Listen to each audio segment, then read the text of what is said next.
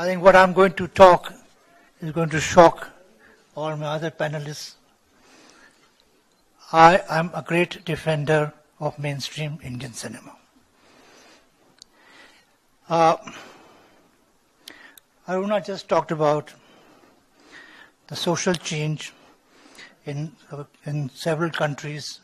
Cinema is brought in several countries. I want to know in which country social change has been brought about by cinema. Name any country. Secondly, I don't really understand what is social responsibility. What is social responsibility in terms of cinema? On the one hand, we say cinema should reflect reality. When the same cinema reflects reality, we run it down. We oppose it, we use constraints, we use censorship against it, and pull it down. I also talked in terms of the relevance of art cinema. Who saw this cinema? Where was it seen? How was it socially relevant? What social issues did any of these films bring about?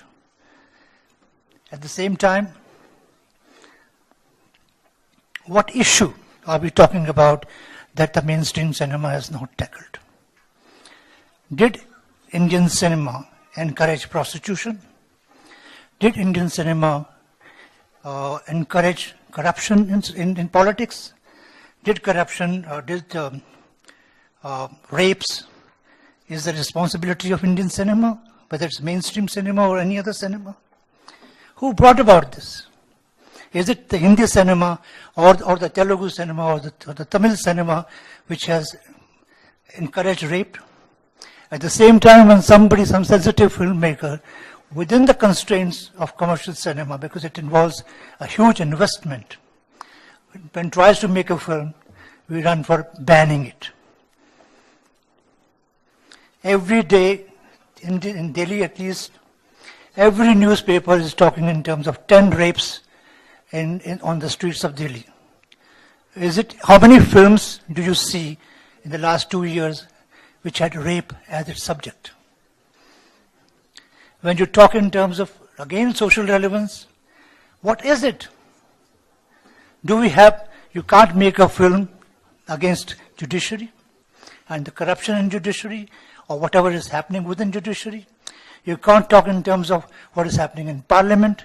You can't talk in terms of what is happening in police, what is happening elsewhere. So what do you do? At the same time, when films are made, I remember a friend of mine and look at the censor board that we have. The socialites who constitute the censor board are there not because of their understanding of cinema. I can give you 4, 5, 6 examples.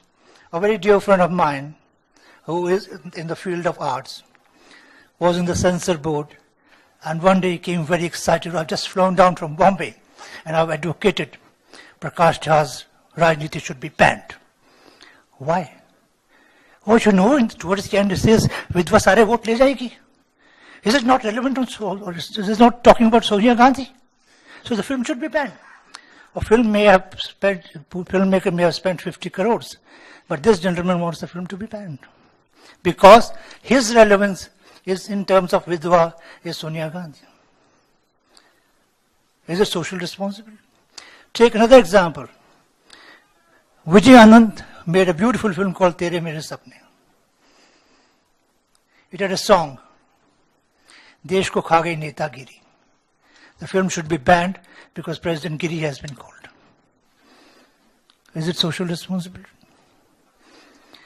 My mentor Khwaja Ahmad Abbas made a short film, A Tale of Four Cities, for which he fought the censor board for 2 years and eventually won the case. Because in one of the shots, a customer goes to a prostitute's house, gives the money, and the prostitute closes the door. Says, cut this scene. Why?